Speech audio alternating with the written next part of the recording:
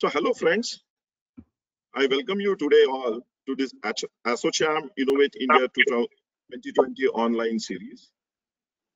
My name is Dr. Abhay Jere. I am Chief Innovation Officer for Ministry of Human Resource Development. And primarily I work at identifying innovative concepts, innovative ideas with educational institutes within society, innovations which people have done at grassroots level and even at the industry level.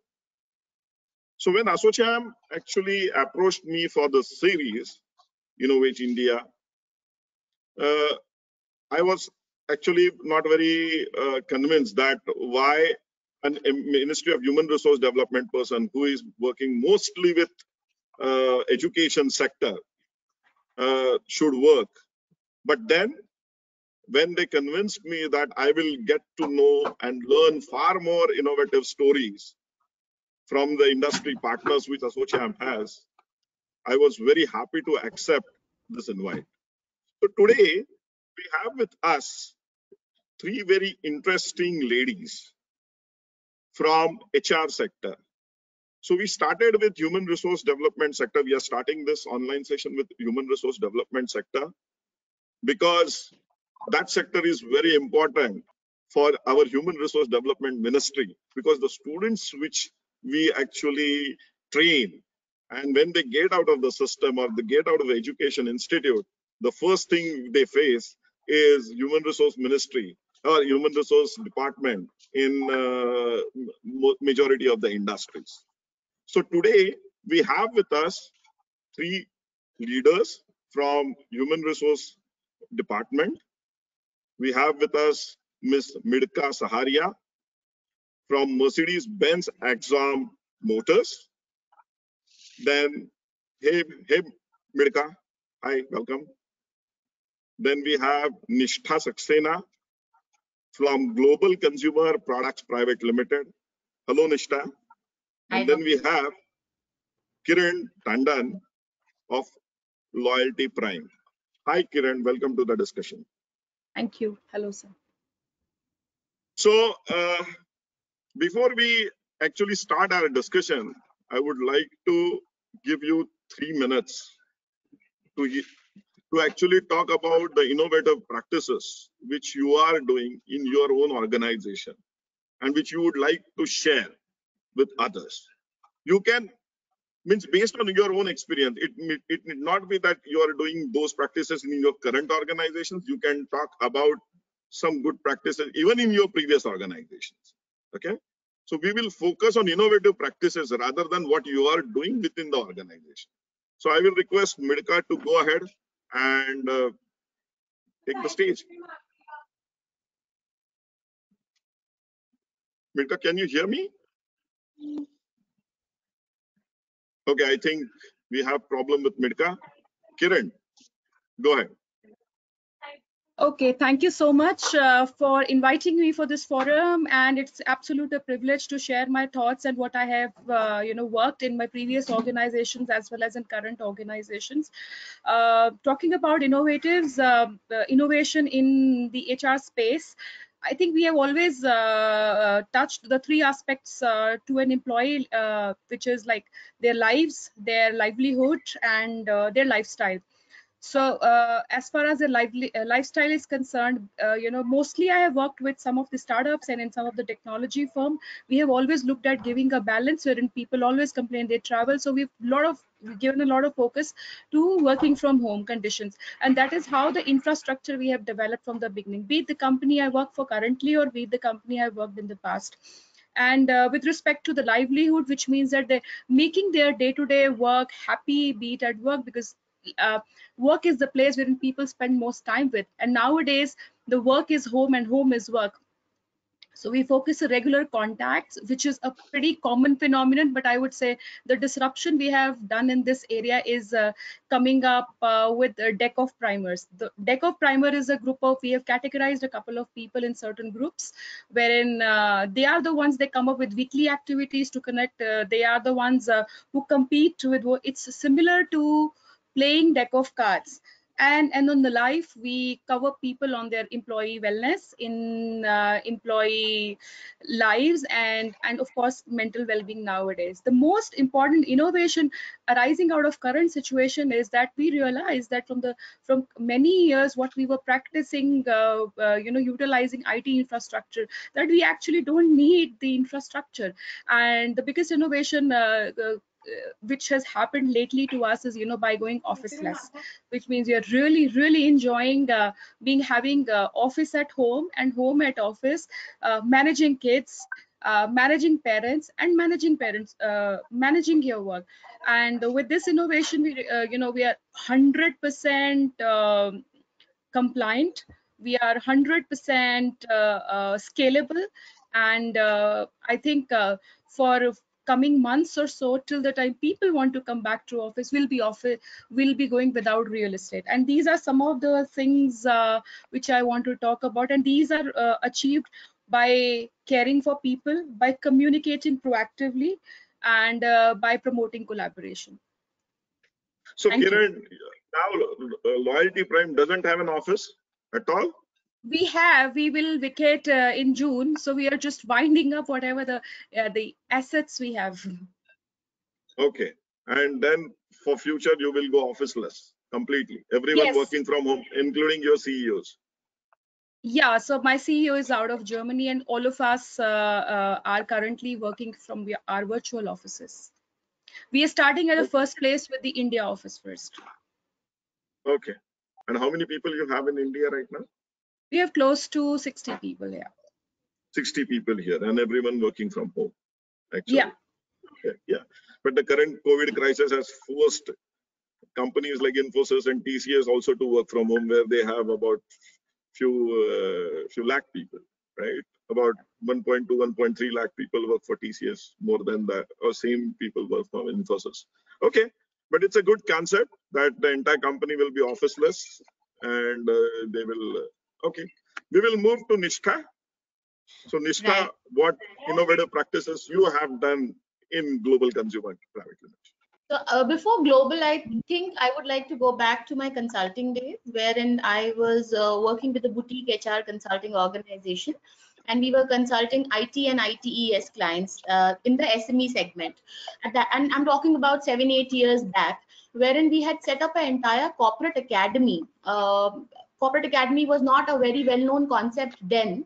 And we identified the need for people to set up the client to set up a corporate academy, and then use multi-dimensional learning for people at that point in time, which is a blended learning that we followed at that point in time. Again, I'm talking about 10 years back, when it was not really a very huge practice. Then we went into a gamification mode of the learning interventions that were happening at that point in time. Of course, it was an IT company, so they could generate their own in-house games and everything that we were working for the learning elements. But now when we talk about gamification, is a very normal concept. So this is one innovation that I will say that has really changed the way I would look at certain HR interventions. In the current setup, I will talk about is that how people if the cost of wrong hire is a very high for any organization, and that is what we have identified. So while we speak, the project is still in progress for us.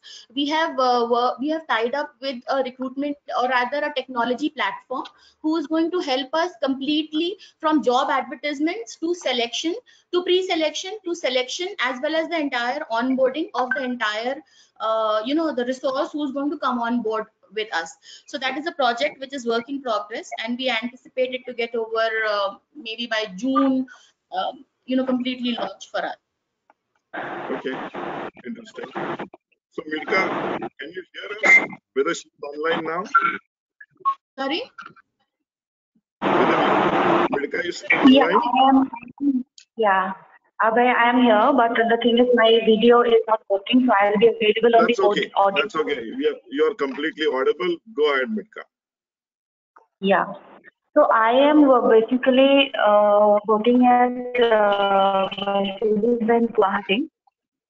We are basically a dealer company. We have 3 dealerships right now: Mercedes-Benz, Isuzu, and Benelli. These are all sectors, automobile sector actually.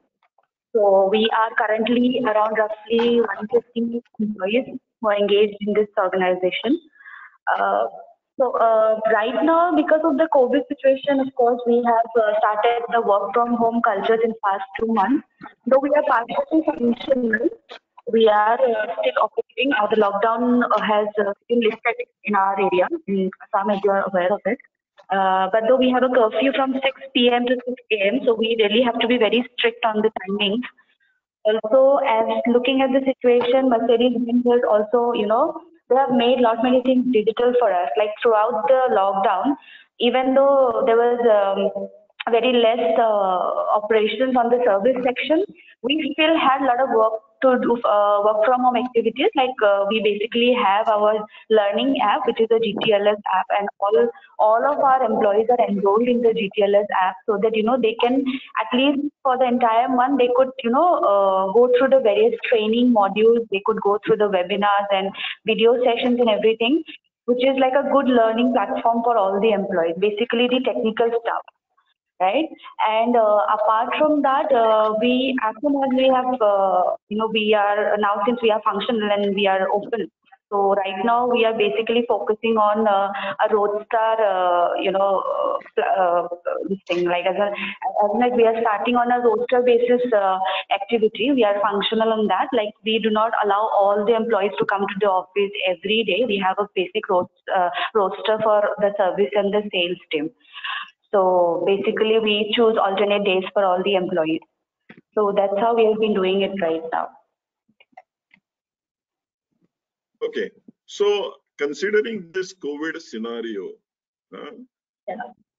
how your industry is going to change and how your HR functions are going to change considering this new normal in post-COVID. So Kiran or Nishtha, would you like to take this question? Sure. So I would like to pick. So I work in an FMCG space. FMCG is one of the industries which is very, very badly hit because of COVID. Because if our sales team is not in the market, we really do not earn anything. And we are a very, very young company where our competitors are large multinational players. So one big thing that I would like to say, which is going to change COVID for us as an organization, as well as for every function, is that everybody has to move away from the functional expertise and move into the business domain. So everybody has to own a piece of business and completely drive it as if you are running your own organization. That is one thing that certainly we would like to highlight. Second is the need. During COVID, we identified the need for mental well-being of employees. Now that was something which in a typical scenario, organizations, especially sales organizations, don't really think about mental well-being and other things. But these times actually made us the need to understand that it is very important to connect to your employees on a far more superior note than what you were doing. So connect with employees has to be very, very high. The third thing is, for retaining talent, is personalization of everything has to move. So instead of rolling out generic interventions, it has to be very personalized intervention, and personalization is one innovation that I will say as an HR fraternity we will have to move in that direction for our employees. Okay. So Nishtha, Midka, or Kiran, you are from HR for working in HR for last 10-15 years, and the biggest problem HR actually faces is employee engagement.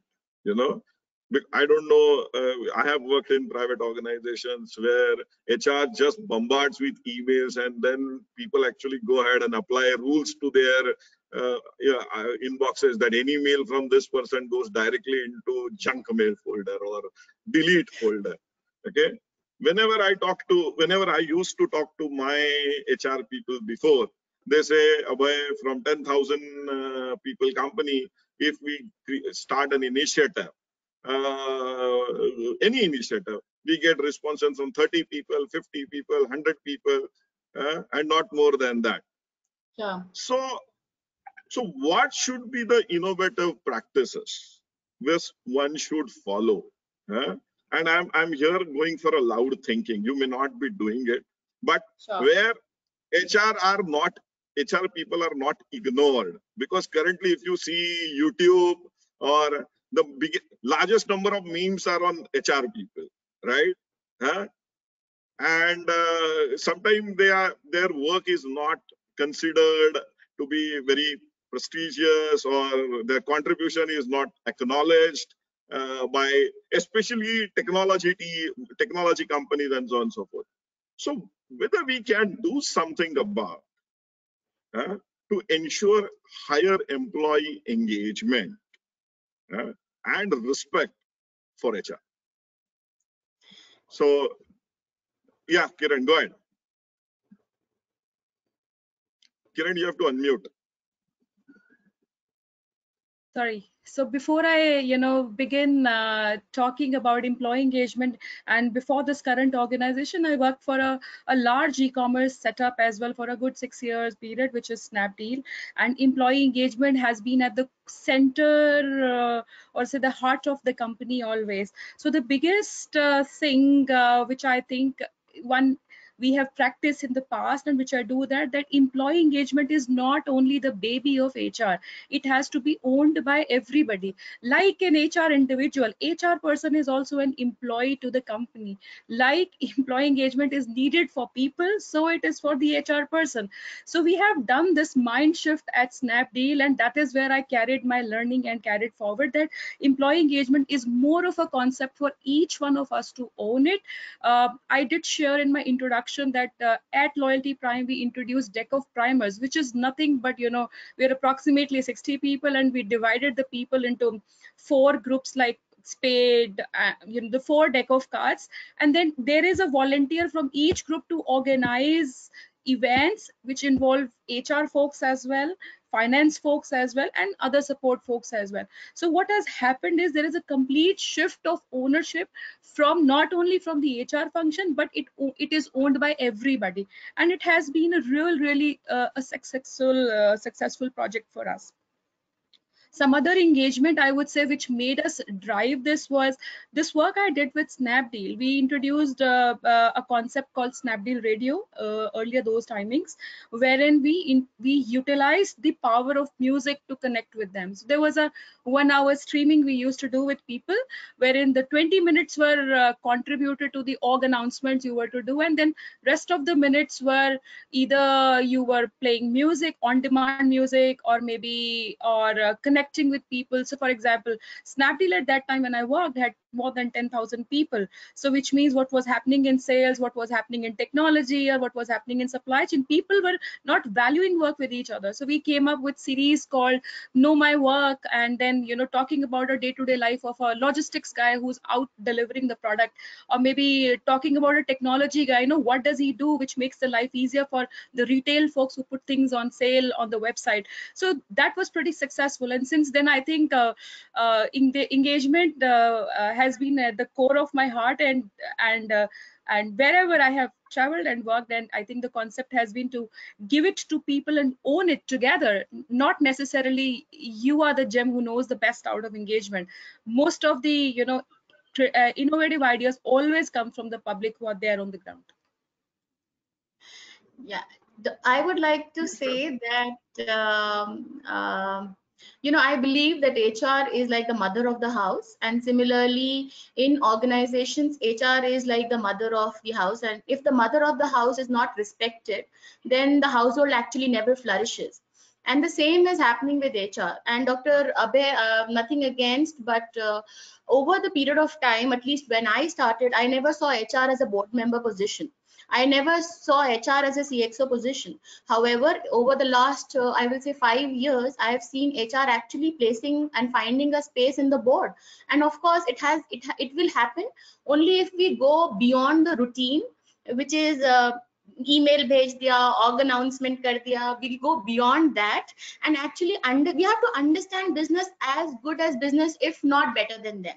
And if we understand them, then only you'll be able to give a detached view on many solutions or problems that the business experiences, and then you will find a curve or way for yourself. Of course, is it a very easy journey? It is certainly not a very easy journey, because you have to break many barriers and mindsets of many people who keep saying, "Arey, HR karta kya hai? HR is all about rangoli making, all org announcements," to versus where HR is actually leading. There are so many examples in today's scenario where CHROs are actually turning into CEOs, and some of them are very, very, very successful. So if you understand at a business head level, you really don't need to know what is happening in the organization. All you need to know is how to manage people. And if you are able to get that pulse right, then you can ask people to work for you and go in any direction in which you want the organization to go. So that is, one thing that I would like to say. Meetha, do you want to add anything?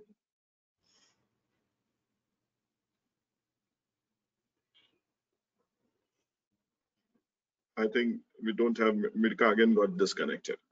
Anyway, yeah, very interesting, Nishita, and I completely agree with both of you.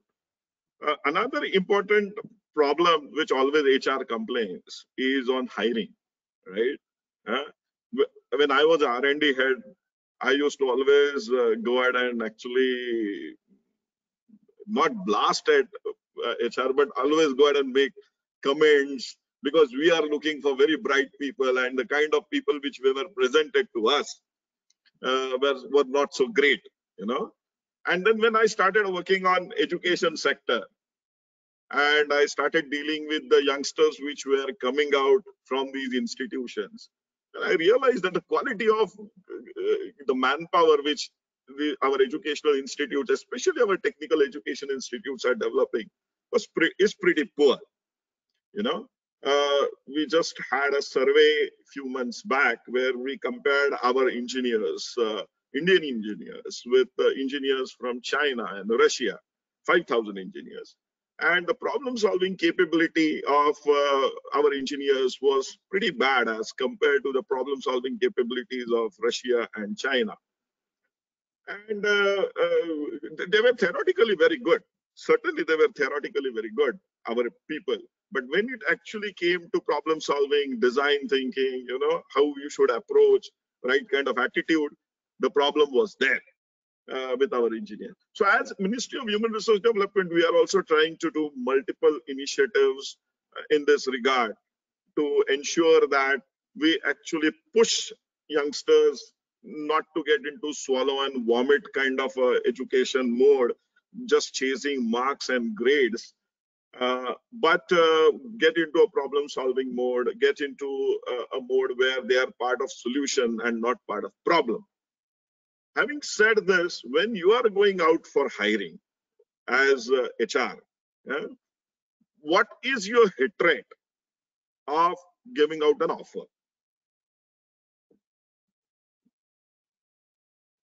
Sure. So Kiran, you can start.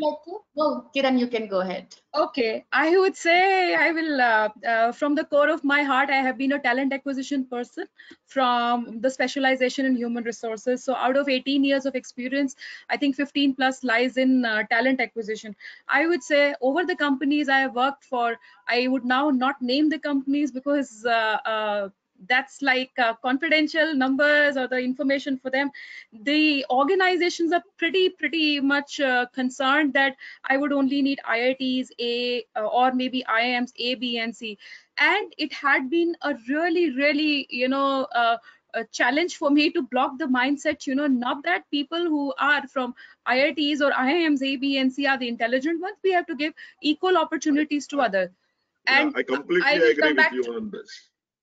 And as far as the hit rate are concerned, because of these factors and because of a lot of filtration, it has been really low. So if I say 100 interviews and then, one.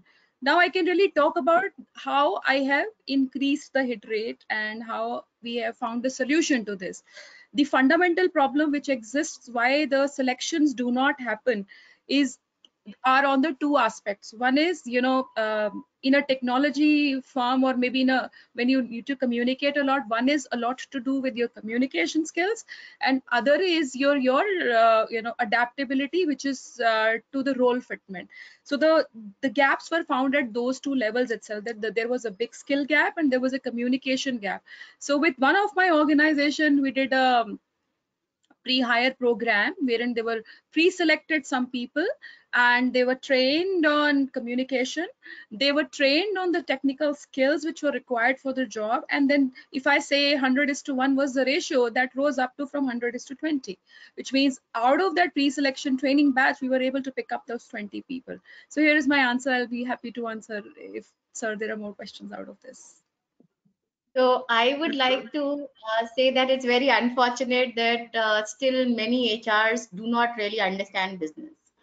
And more so in for any organization, like I had said before, the cost of a wrong hire is far superior than the cost of not hiring at all. So what is the cost of hiring for a typical institute currently, for a small organization like yours? Yeah, what is the cost of hiring? So the cost of wrong hire is that we can completely shut that market.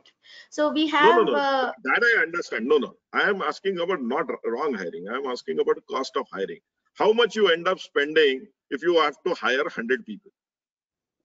If I have to hire 100 people.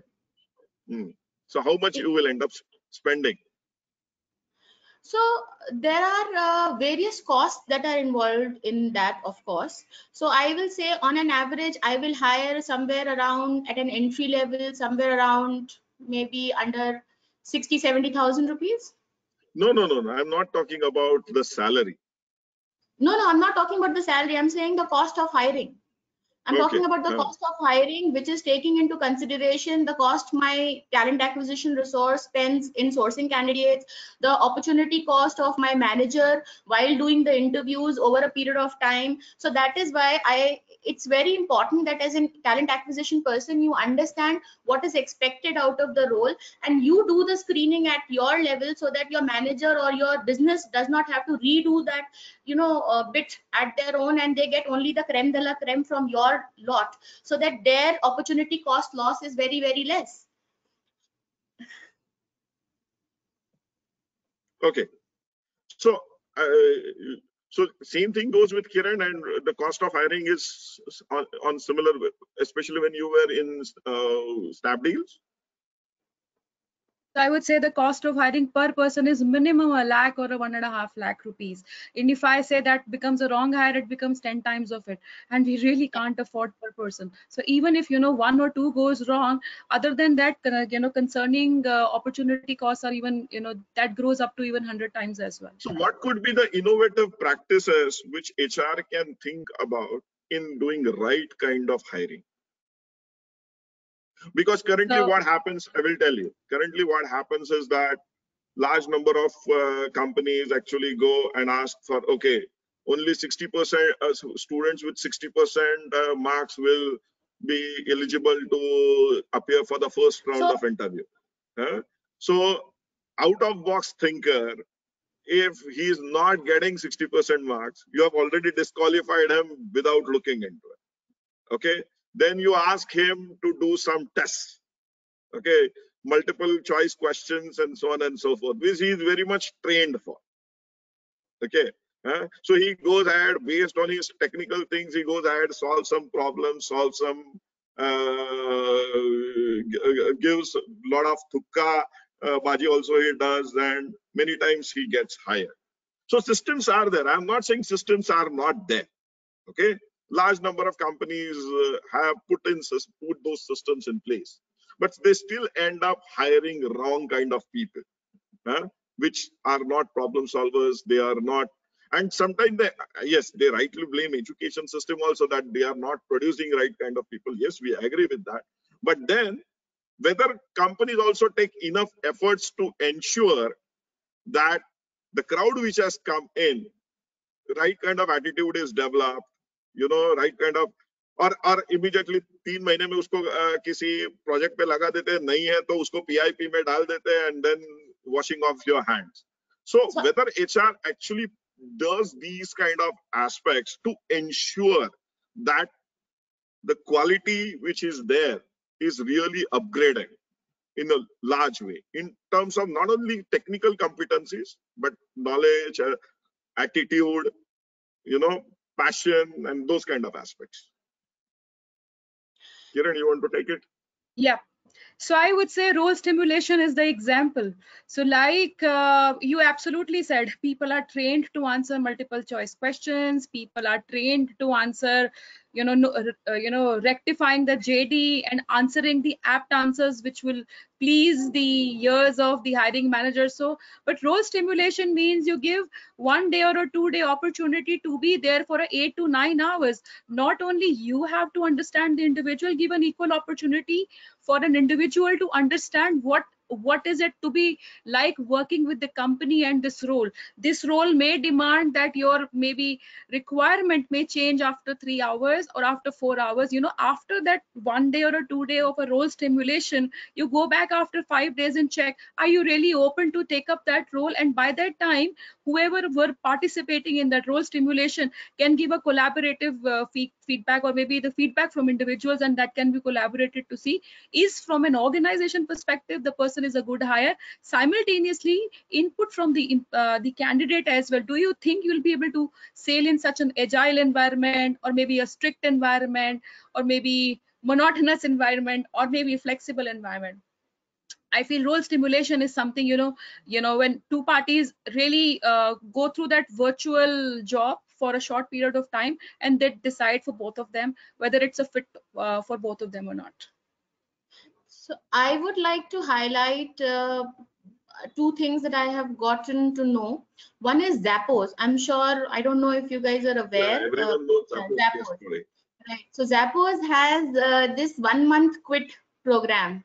So if I hire people, and at least I have read it in the case study, I really do not know if it is really happening at this moment, but at least I have read that Zappos did one month kind of a internship, or actually hired people and gave them a specific allowance every month. In case if they want to quit, they can take that month's salary as well as that specific allowance and then move on if they are not comfortable with the organization. And if I read it correctly, even Amazon is working on a pay to quit kind of a program on similar model. So this is basically to weed off people who are not really sitting and gelling well with the right culture either the organization is trying to build or already it has. Is something that I found it extremely unique. That and it takes a different kind of organization to take those kind of calls. Okay, and before we conclude, I have last questions for both of you. Because I work with human resource development, I work for educational institutes. What kind of feedback you would like to share with me about our system, which will help us improvise on some of the systems which we are building as a part of our education system? What kind of topics you think we should include, what kind of electives we should offer to our youngsters as part of technical education or as part of non-technical education, which will help you get right kind of people when the youngsters pass out from the education institute, and which will also help us eventually improve the employability of our students passing from our education system. So Kiran. Yeah. So first thing first, I think learning needs to be a continuous process. People who are, teachers who are teaching students, the first is they need to be in a mandatory corporate training program, corporate internship for them, so that they also know the real world, for which they are, teaching students for. And secondly, from corporates, mandatory, teaching students and in colleges. I do that from the last 3 years with government of Rajasthan, very diligently. every year, we visit there for their conclaves, or whenever somebody invites to, provide lecture to their the students, I, along with my technical team, we volunteer that. So I think and then if there are bright students which are recommended by the teachers, and then not take them on board, give them an opportunity to experience the corporate world. Many a times, as you correctly said, that education system needs to be evolved. I think sooner and the more collaboration brings in somebody who is teaching it and somebody who is experiencing these people, this will bridge the gap faster. And this is applicable whether it is technical, non-technical, or in any aspects. Anyways, what we learned 10 years back, nothing is applicable today. So you got to learn. So as we do it in our day-to-day lives. And that's Right. all from this. Nishtha? Yeah, so I did 2 masters actually. So one from US institute and one from India, and it's both of them are in human resources. And I would like to highlight that while I was in India, the kind of learnings that I had was only classroom driven. I had only maybe once in a week, maybe some faculty who from industry who used to come and share some information about industry, and that's it. While when I had from the US counterpart, it was completely experiential.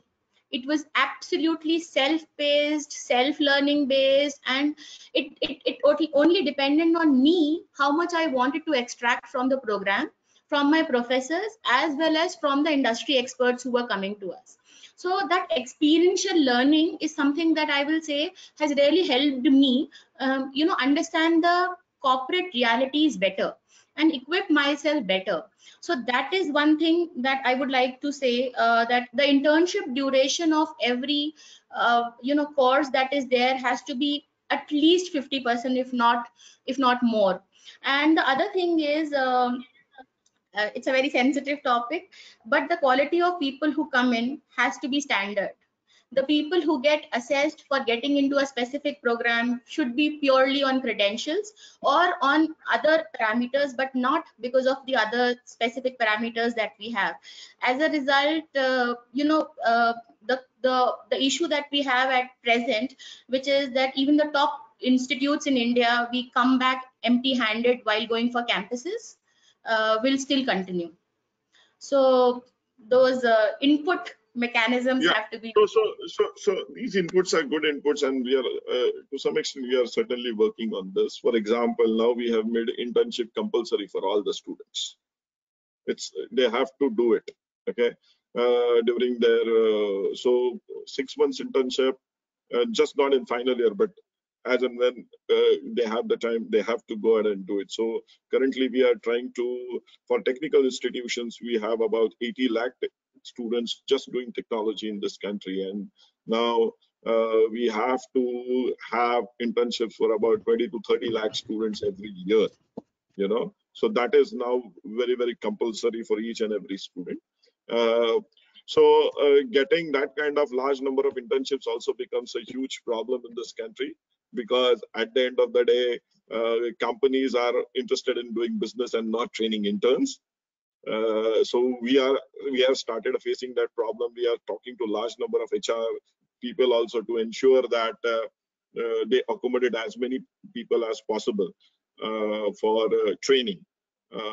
Another interesting initiative which we are doing to actually ensure that we improve the quality of our students is NEAT, NEAT, National Education Alliance on Technology. So as you rightly said, credentials of teachers, credentials of professors who are teaching many of these, or the facilities in some of these institutions are not so great. So what we realize that as we are moving forward, as education is evolving, large number of organizations are coming in at tech space, which are offering personalized learning or adaptive learning. When we say personalized learning, means what? Actually, it actually judges your individual capabilities, your individual knowledge level, and then it actually plans or designs your curriculum according. Okay, so these are the new ways of pedagogy which are coming in. So we said that we need to partner with such edtech companies, edtech providers. And recently we have launched this NEAT, National Education Alliance on Technology, where for the first time in this country, we are saying that we will help these companies sell their products as government. Okay, and if we help them sell 100 customers, or if we help them get 100 customers, then they have to give 25 customers for us for free.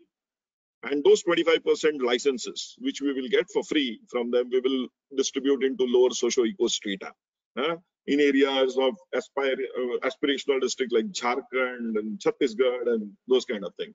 So now we believe that we will have products which are simply state of art, which we will make them available through our systems to these youngsters, and even and because they are doing their businesses, we will also get large number of free licenses which we will actually go ahead and distribute. So till date we have got we started this in January, much before COVID, and now we have about 70,000 registrations. So we have about 20,000 free licenses to distribute, which we will be distributing. So the primary agenda is this, that how we can ensure that each student is looked into as an individual, and he can be trained. Because currently what happens in a normal classroom, a professor comes, he delivers a lecture, he doesn't care how much is getting percolated. A person sitting on first bench may absorb 70%, 60%, 50%. The person who is sitting on last bench may absorb 20%, and nobody actually cares. And then there is a single way of evaluation also. Okay, one paper, you score 20 out of 20, someone scores 2 out of 20, and you are judged.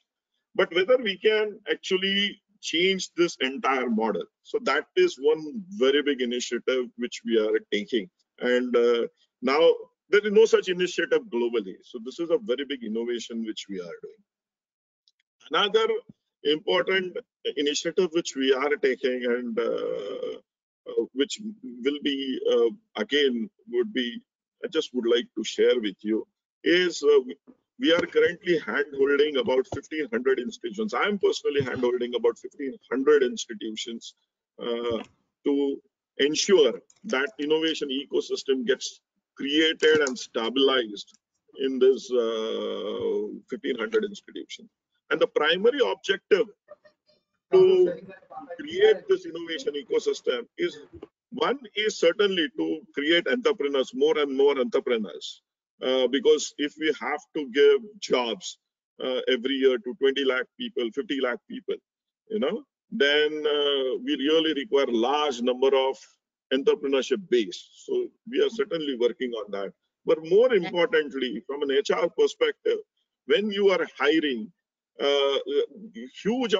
large number of HR complaint, I was saying, as that we are not getting people with the right attitude as well as problem solving capabilities. They need to be trained a lot, they need to be handheld a lot.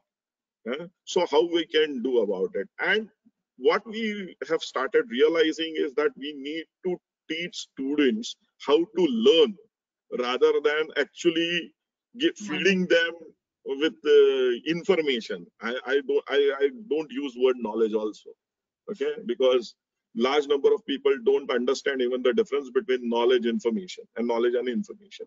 But currently all is information. So we are working on some of these aspects. Apart from that, we are now training about 6,000 professors across the country as innovation and entrepreneurship ambassadors. Because what we have started believing that these TPOs with whom you interact, or the professors which are trying, are just, they are all into theory. And the practical component is extremely less. Like Nishta, what you said, experiential learning. Right. It's not there still. So we are working on it, because we can say that you have to have experiential learning, and we are trying to promote it a lot. But our faculty is really expert in converting that experiential thing into a theory and mark-based paper. They're so trained, they become expert in that. They convert that into, if you ask them to write an experience, then they will write an experience, and then suddenly they will ask, now tell me who was this and who was that, and they will convert it into question answers and objective. So we are also working on that. We are trying to train. So 5 institutes called as knitters for training teachers have been now established, and they are trying to do these things. But what I will request HR guys, and internally I think you should also be having these discussions, is that don't expect education system to throw students which are actually ready to go. Means tomorrow, many times it happens that industry wants them to get built tomorrow, So it will never happen, in a sense, is because technology is changing every 2 years or 3 years. So it happens if you're if you're doing a 4 years course, or a 3 years or a 4 year course, the technology which is relevant at the first year, when the students get into the system, and by the time he comes out of the system, that technology is many times redundant or not required, or obsolete in a sense. So we also need to internally look at the systems within our companies where we train students or youngsters which are coming into system on how to learn. And if we train him on how to learn is a very important thing, so it involves proactive measures, it involves attitude, it involves making things available. Currently with MOOCs and SWAYAM kind of platform, I don't know, are you aware of SWAYAM kind of platform, which Ministry of Human Resource Development, we have about 1.3 crore students on SWAYAM, which is a MOOCs platform, massive online platform. So these kind of things are there, but internally companies also need to mature to ensure that there is enough time given for youngsters who are getting into system to train themselves and allow them to perform, so that we actually can build a very healthy ecosystem. Otherwise, we will have few lakh youngsters who are trying to look for a job, and you have large number of companies complaining that they are not finding the right kind of resources, and this condition is there, you see, right, currently. And the reason is none of these organizations or none of the sites are ready to meet somewhere in middle. Okay, what to expect and what not to expect. Anyway, on this note, I think we should close down. Thanks for joining, Kiran. Thanks for joining, Nishta, sharing your insights. It was pleasure talking to you, and hope we can take few questions from our viewers if there are any. Kajal?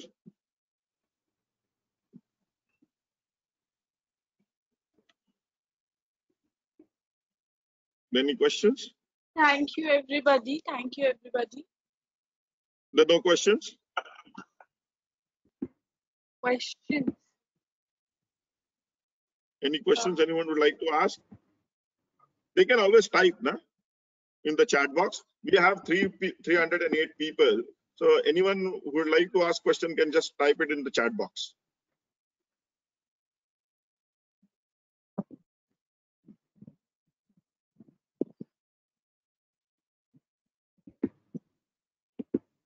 No, I think there are no questions.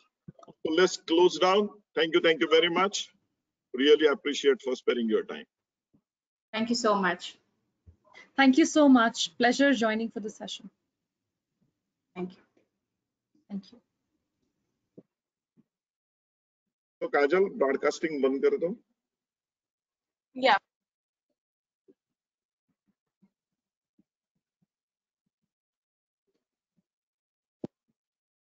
Okay. I need to get into another